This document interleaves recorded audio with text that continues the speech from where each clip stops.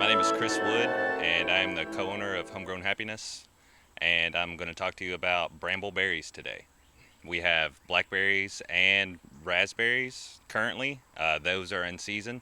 They're good for the home gardener. There are prima canes and flora canes. Prima canes are the first year canes that come up, and the flora canes are the berry producing canes generally. There are prima cane varieties that produce on first year canes, but generally they will produce on second year canes. They're what's known as a biennial perennial. You're building this year for next year's harvest. Usually, when you buy these berry plants from an online retailer, they'll send it to you what's known as a bare root, so it looks kind of dead. It's like a dead stick. The best time to plant those are in the fall, and that's just so the roots have ample time to grow throughout the season. So when it's cold and dark, generally the plant isn't putting on green growth, but it's growing underground. So that's a good time to plant your brambleberries. You generally want to have a fungal dominant soil when you're dealing with perennials. Wood chips, any sort of soil cover are preferred.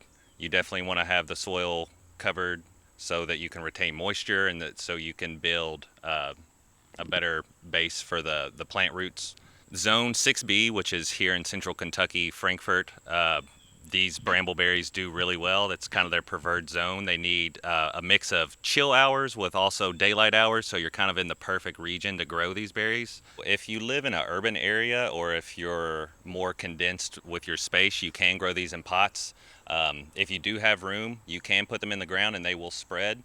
A good way to double your yield every single year is if you take the tip of the cane and you bend it over and you put it in the soil, it'll actually make a new plant, and then you can cut it off and now you'll have two plants. So it's a good way to double your blackberry production and your raspberry production every single year. As far as growing organically, it's probably one of the easiest crops that you can grow organically just because of how little input it actually takes. Really, the only thing that you're doing as a gardener is you're removing the old canes. So every 2 years, the canes will die. You'll take out the brown ones, and that's it.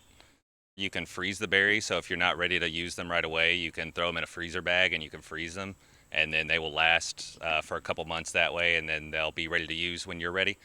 If you enjoy berries the way I enjoy berries, I spend a lot of money at the store, so it's a great way to save money.